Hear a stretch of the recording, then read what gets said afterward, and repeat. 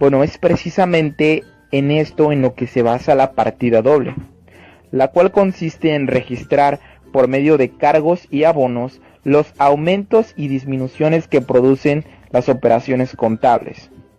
Ahora, dependiendo del tipo de cuenta, ya sea que se trate de cuentas de activo, pasivo, capital o de estado de resultados, es como el cargo y abono se colocarán como aumentos o disminuciones respectivamente. Es importante saber cuándo un activo o pasivo se deben cargar o abonar, pero antes de eso debemos aclarar y memorizar los sinónimos del cargo y del abono, para no confundirnos al hablar de ellos. Puedes ver en la siguiente tabla, en forma de T, que a tu mano izquierda tenemos debe, cargo y deudor, y a tu mano derecha contamos con haber, abono y acreedor. Estos son sinónimos de cada uno respectivamente. Teniendo claro esto, pasemos a ver cuándo cargamos o abonamos, ya sea en una cuenta de activo, pasivo, capital o estado de resultados. En el caso del activo, que son los bienes y derechos de la empresa, cuando éste aumenta, es decir, cuando adquirimos o incrementamos un bien o derecho, debemos colocar la cantidad aumentada en el lado del cargo, a tu mano izquierda. Al pasar lo contrario, es decir, al vender o disminuir nuestros bienes o derechos, dicha reducción hay que registrarla en el lado de los abonos. Para el caso de los pasivos, los cuales son las deudas y obligaciones de la empresa, le pasa todo lo contrario que al activo. Es decir, cada vez que aumenta nuestro pasivo, tenemos que colocar tal incremento en el lado de los abonos, a tu mano derecha. Y cada vez que disminuyen nuestras deudas y obligaciones, debemos colocar dicha reducción del lado de los cargos. Con respecto al capital, le pasa algo similar que al pasivo. Esto porque al momento de aumentar nuestras cuentas de capital, se deben colocar este incremento en el lado de los abonos. Y si disminuyen nuestras cuentas de capital, debemos colocar dicha reducción del lado de los cargos.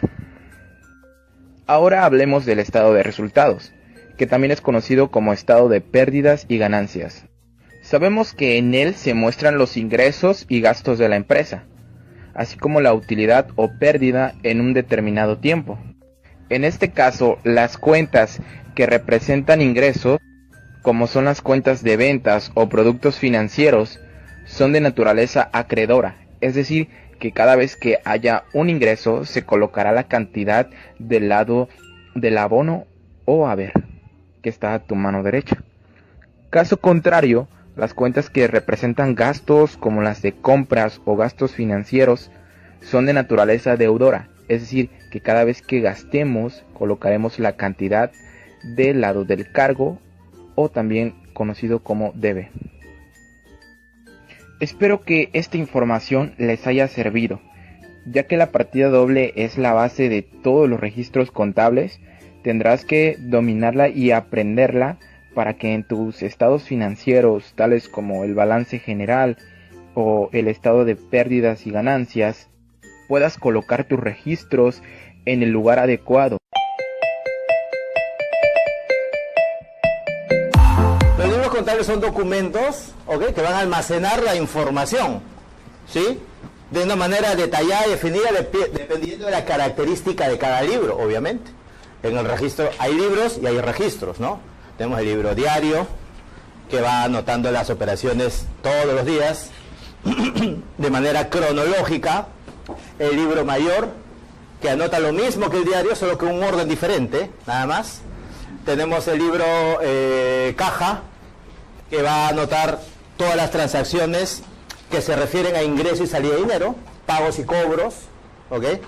Y tenemos el libro de inventarios y balances, donde vamos a anotar los estados financieros. Aparte tenemos registros auxiliares. Los registros, los más comunes, los más conocidos, el registro de compras y el registro de ventas, ¿ok? ¿Qué hacen estos dos registros? Acumulan la información de las compras y de las ventas, ¿sí?, para determinar el pago del IGB. El registro de compras y el registro de ventas son registros que están creados por la ley del IGB, el artículo 37 de la ley IGB nos dice que las entidades sujetas al impuesto tienen la obligación de llevar un registro de compras y un registro de ventas. Entonces, ese registro de compras y ventas controla el IGB.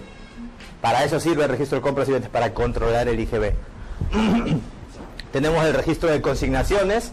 En el caso de tu clienta o tu amiga o tu familiar, como me dijiste que vendía cerveza, por ejemplo, a veces se entregan a consignación, ¿no? Y yo tengo que llevar un control de esas consignaciones. ¿Qué es la consignación? Te entrego. Si vendes, me pagas. Si no vendes, me devuelves. Así es una consignación, ¿no? Y para esas actividades polladas, que ya me vas a dar el número para ir saliendo de acá.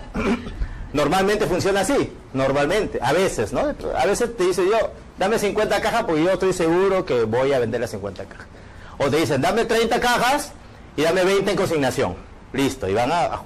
Esas consignaciones tienes que ir controlándolas. Para eso hay un registro de consignaciones que las llevan ambas personas. El consignador, que es quien entrega el bien, y el consignatario, que es quien recibe el bien. Ambos llevan esos registros.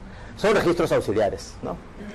El registro de inventario permanente o CARDEX también es otro registro que nosotros tenemos la obligación de llevar. Y creo que ya no me falta ningún registro. El registro de costos, si es que se trata de una empresa industrial que produce, que transforma materia prima, tienes la obligación de llevar registro de costos, ¿sí? Entonces va a depender del tipo de actividad para los libros que tienes la obligación de llevar.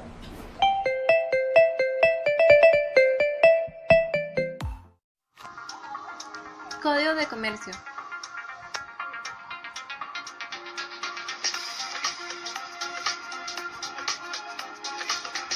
Los códigos de comercio son la reglamentación principal de las actividades comerciales de cada país, en conjunto con demás leyes mercantiles aplicables. Este es un conjunto de normas y preceptos que regulan las relaciones mercantiles entre diversos individuos o empresas de un mismo territorio.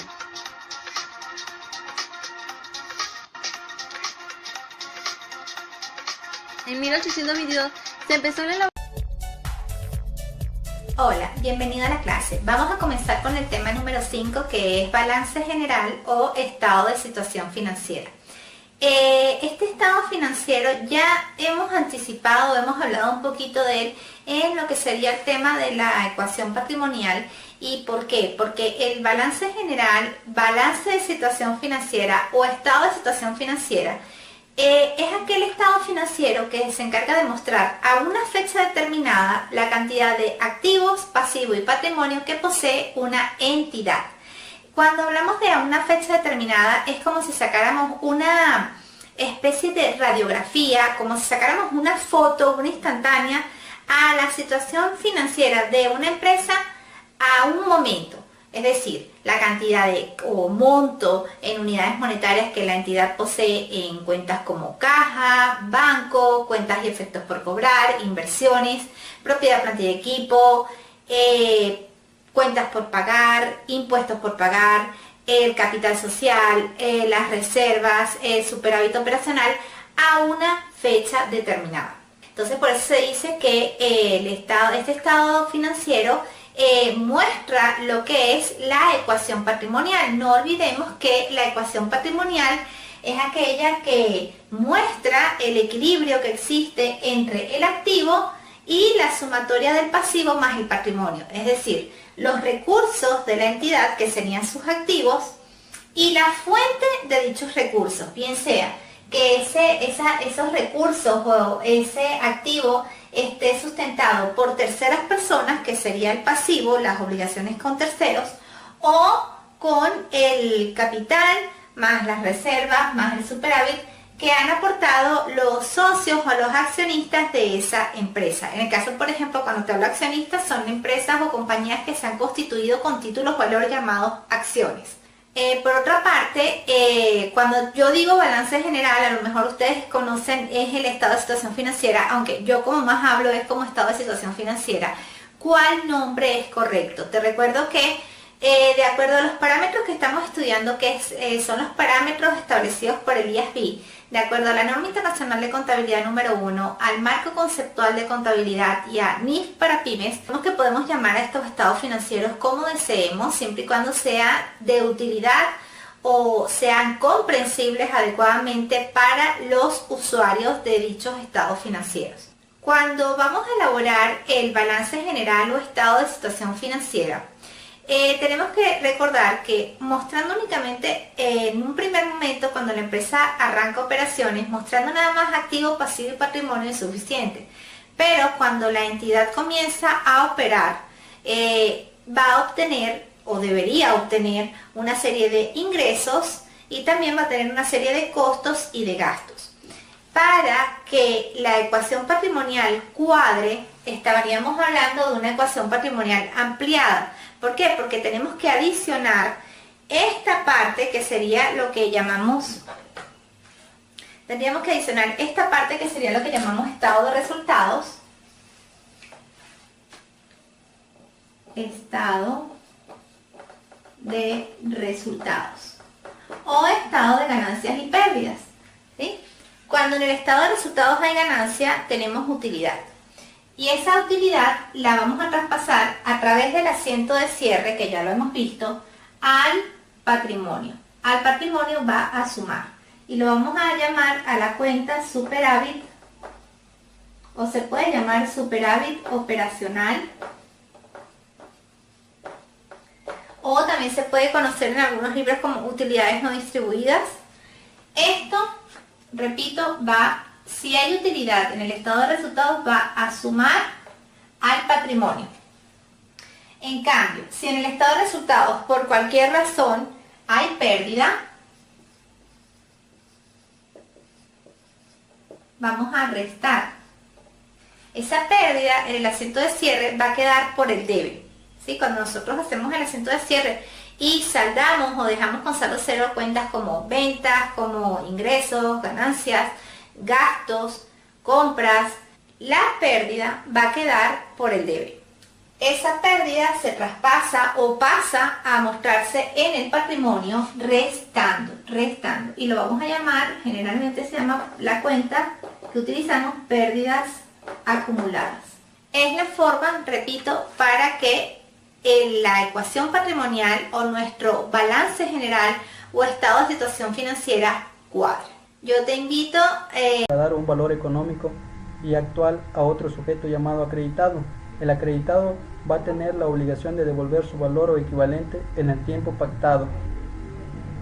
La definición doctrinal de título de crédito, según César Vivante, nos dice que los títulos de crédito son los documentos necesarios para ejercitar el derecho literal y autónomo que en ellos se asigna. Clasificación de los títulos de crédito. Se clasifica en tres. La primera, como actos de comercio, porque se emite, se expide, se endosa y se avala. Además, existe la aceptación de un título, es por eso que son actos de comercio. Los títulos de crédito como cosas mercantiles. Son cosas mercantiles los títulos de crédito porque tienen el carácter de ser muebles en los términos de la legislación común. Como documentos, por estar plasmados en un pedazo de papel y tener simplicidad y sencillez, son documentos privados y que van destinados a la circulación. Las características de los títulos de crédito. La literalidad. Se refiere a que el derecho y la obligación contenidas en el título están determinadas estrictamente por el texto del documento. La autonomía es la característica esencial del título de crédito. Es el derecho que se adquiere cada titular del documento por poseerlo. La incorporación. Lorenzo de Moza, en su frase poseo porque poseo, hacía referencia a que posee el derecho porque posee el documento o el título. La legitimación, legitimación activa y legitimación pasiva. La activa consiste en la propiedad que tiene el título de crédito. Quien lo posee legítimamente tiene la facultad de exigir el pago. Mas en cambio la pasiva consiste en que el deudor está obligado en el título de crédito a cumplir con su obligación y se va a liberar de ella pagándolo. La abstracción, los derechos y obligaciones incorporadas en el título y no al título como tal. Los derechos y obligaciones incorporados en el documento es lo que está plasmado en él. Independencia de la causa de la creación. Algunos títulos de crédito muy usados son las letras de cambio, los pagarés y cheques. La letra de cambio es uno de los títulos de crédito llamados triangulares, debido a que en ella participan 3 sujetos para que se realice. El primer sujeto es el girado, es el que recibe la carta, es decir, la orden de pago, y éste adquiere una obligación comercial, mas no legal. El girador es la persona que envía la orden al girado. El beneficiario es quien recibió un beneficio patrimonial del girado. Los requisitos de la letra de cambio: debe de ir plasmado principalmente la mención de ser letra de cambio, seguido de la expresión del lugar en el que se suscribe, la expresión de día, mes y año en que se suscribe, la orden incondicional al girado de pagar una suma determinada de dinero, el nombre del girado, lugar de pago y por último la época de pago. Aquí tenemos un ejemplo del formato de la letra de cambio. Como podrán notar, en este apartado va a ir anotada el lugar y fecha en que se expide, seguido de la fecha de vencimiento, lugar de pago, nombre del beneficiario. Aquí se anotará el nombre y domicilio del girado y en este apartado la firma del girador. En esta parte izquierda debe de ir la firma del girado.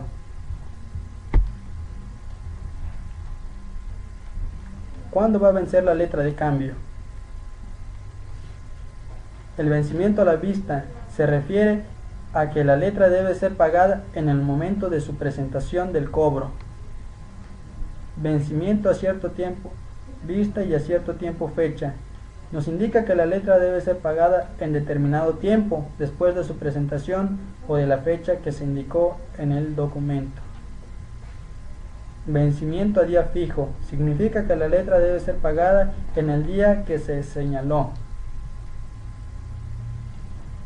Otro título de crédito muy importante es el pagaré, porque es un documento que contiene la obligación incondicional de pago de una suma de dinero suscrita por un deudor a favor de un acreedor. Los requisitos del pagaré: debe llevar la mención de ser un pagaré, la promesa incondicional de pagar una suma de dinero por parte del deudor al acreedor, nombre de la persona a quien debe hacerse el pago, es decir, el acreedor, la época y lugar de pago, la firma del suscriptor o persona que firme a su ruego en su nombre.